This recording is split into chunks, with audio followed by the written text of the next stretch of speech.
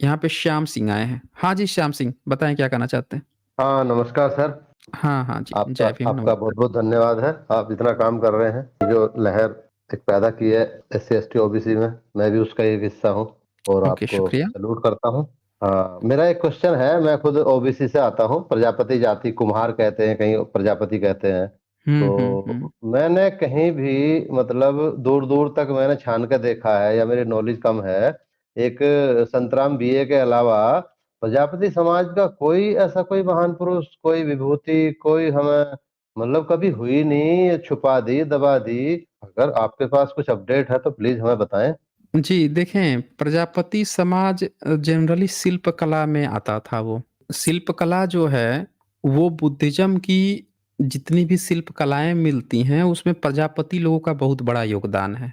तो शिल्प कला के उस समय इंजीनियरिंग की ये सबसे बेस्ट शाखा थी। उस समय पेशा होते थे, ये एक ऐसा पेशा था शिल्प कला का, जिसमें प्रजापति लोग बहुत लोग जाते थे और जातक कथाओं में इसका वर्णन आता है। शिल्प कला सीखते थे तो बड़े-बड़े बिल्डिंग, बड़े-बड़े अब इंजीनियरिंग की जितनी ब्रांचेज़ हैं, उसमें देखें जितनी बिल्डिंग बनती हैं, सिविल ब्रांचेज़ हैं, आर्किटेक्ट की हैं, वो उस समय उनकी थी। आज तो इतनी सारी कंप्यूटर साइंस आ गया, इलेक्ट्रॉनिक्स आ गया, आईटी आ गया, पता नहीं क्या, ये सब तो होती नहीं थी। प्राचीन काल में जो सबसे पुरानी ब्रांच है, वो सिविल है। तो ये उस समय के सिविल इंजीनियर बेसिकली होते थे। तो इनको क्या किया ब्रह्मनिज़्म ने जब अपना मनुस्मृति रचा, तो उसमें तो इनको नीचा दिखाना था उसको और नीचा दिखाना था तो उसने तो ये नियम बना दिया कि जो भी शिल्पी है, जो शिल्प कला करेगा नरक में गिरेगा। तमाम उसकी जो पुराण की गप्पें हैं उसमें अब ये एक एग्ज़ाम्पल दिखाता हूँ मैं आपको।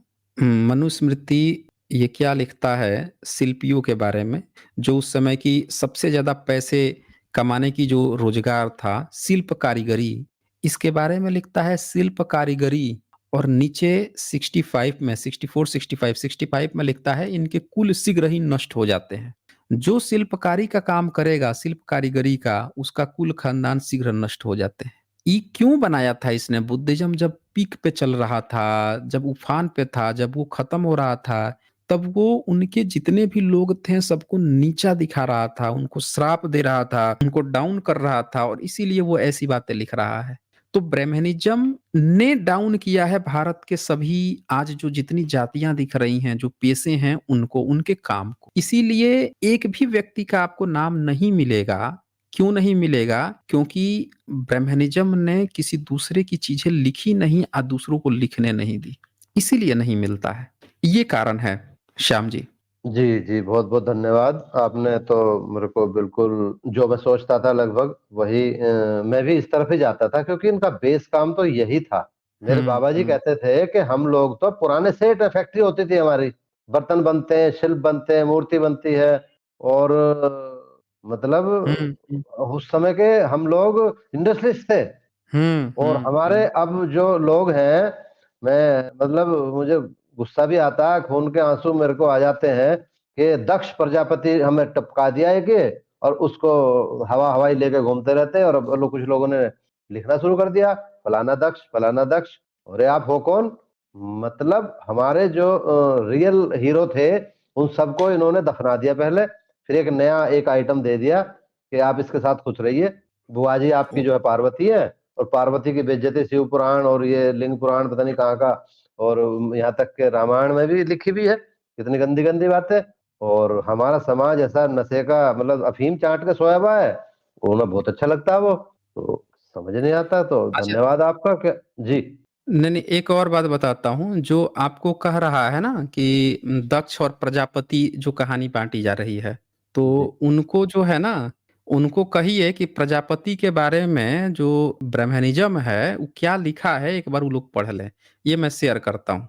एक बार उनको दिखाइए, सारा होश-फाख्ता हो जाएगा। जो भी दक्ष प्रजापति बने घूम रहे हैं, सब लोगों का इतना गंदा लिखा है, उतना गंदा कोई नहीं लिख सकता है। ये मैं वेद खोलता हूँ, ऋग्वेद, जो ब्रह्मनिज़्म का सबसे पुराना और सबसे ईश्वरीय ग्रंथ जिसको मानते हैं। ये है 61 सूक्त है 10वें मंडल का। मैं दिखा देता हूँ और इसका 5 नंबर आप मंत्र पढ़ेंगे।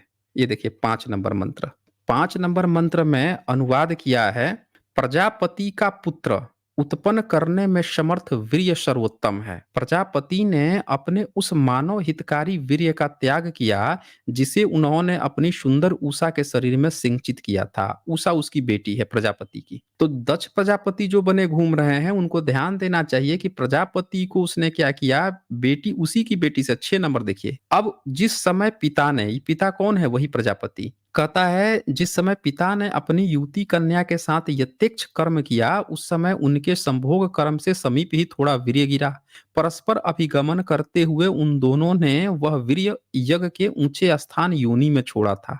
7 नंबर, जिस समय पिता ने, ये पिता कौन है, वही प्रजापति, अपनी पुत्री के साथ संभोग किया उस समय धरती से मिलकर वीर्य त्याग किया। शोभन कर्म वाले देवों ने उसी वीर्य से व्रत रक्षक देव वास्तुपति का उत्पादन किया। बाकी देव लोग भी मिल के उत्पादन कर रहे हैं। अब बताइए, प्रजापति के बारे में इतनी गंदी बात लिख रहे हैं और कोई प्रजापति बन के घूम रहा है, तो ये तो फिर आपको नहीं लगता कि गड़बड़ है ये?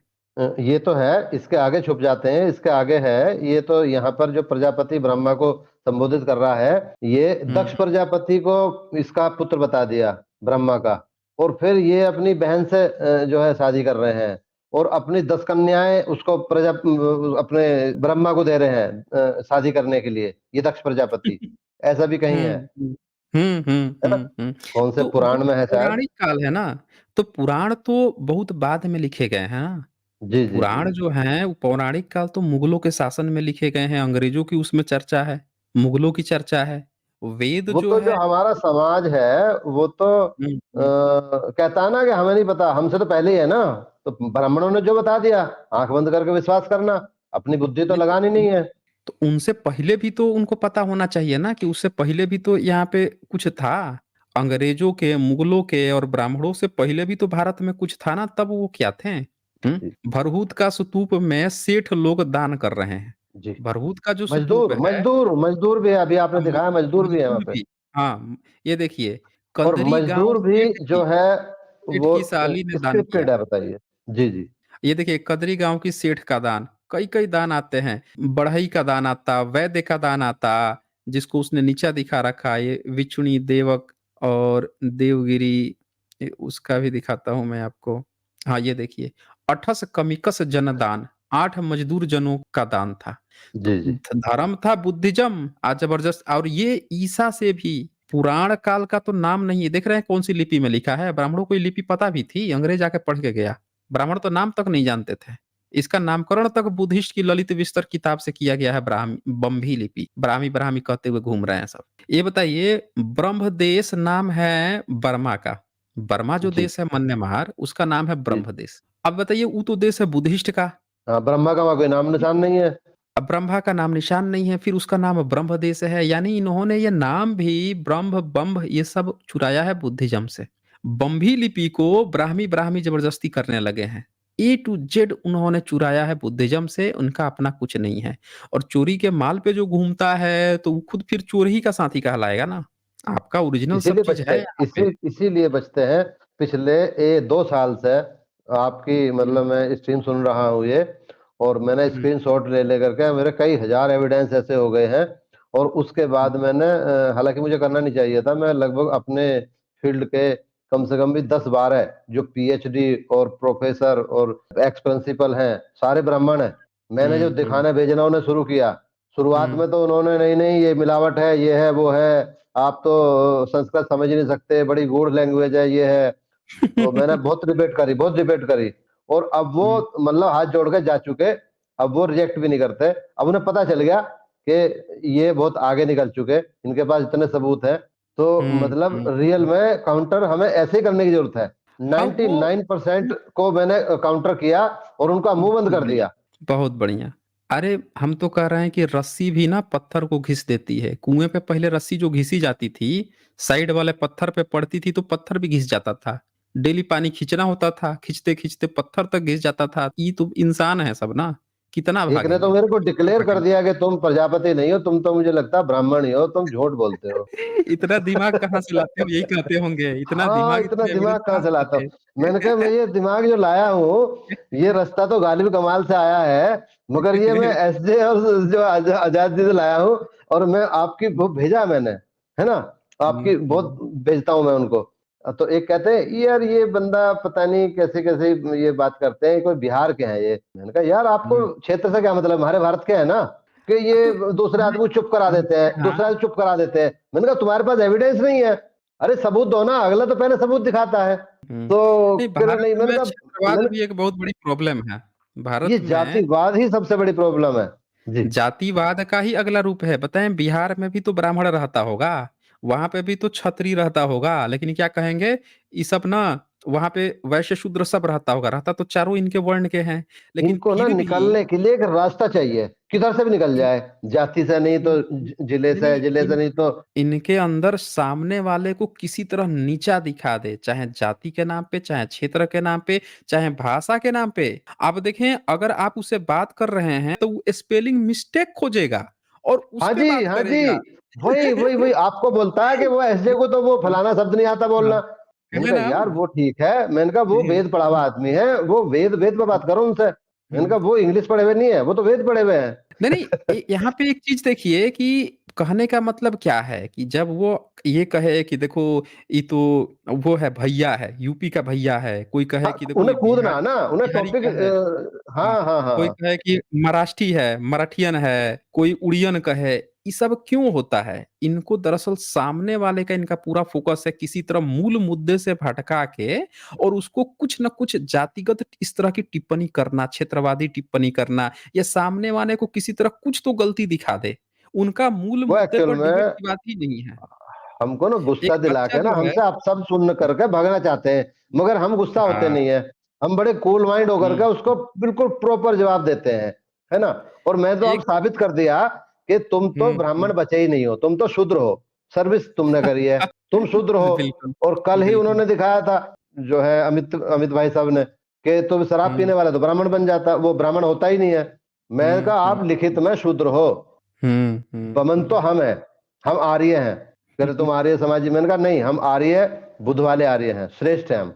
आर्य समाज से हमारा हुँ। कोई लेना देना नहीं।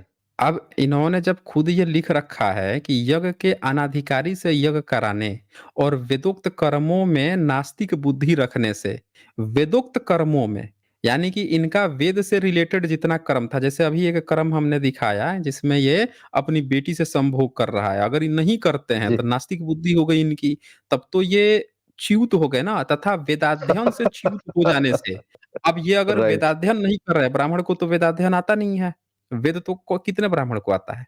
नहीं आता है। तो इनके तो कुल शीघ्र नष्ट हो जाते हैं ना, ये ब्राह्मण बचे कहाँ फिर? हुँ? और ऊपर बिल्कुल कोई लिखा ब्राह्मण है नहीं है। कि और फिर ऊपर लिखा है कि ब्याज का व्यवहार आप बता दें कि ये बैंक में नहीं नौकरी करते हैं तो?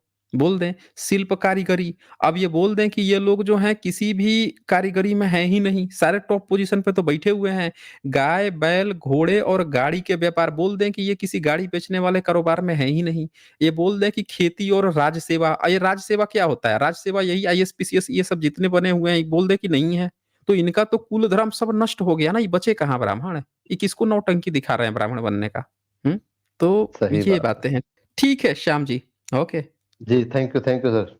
हाँ जी।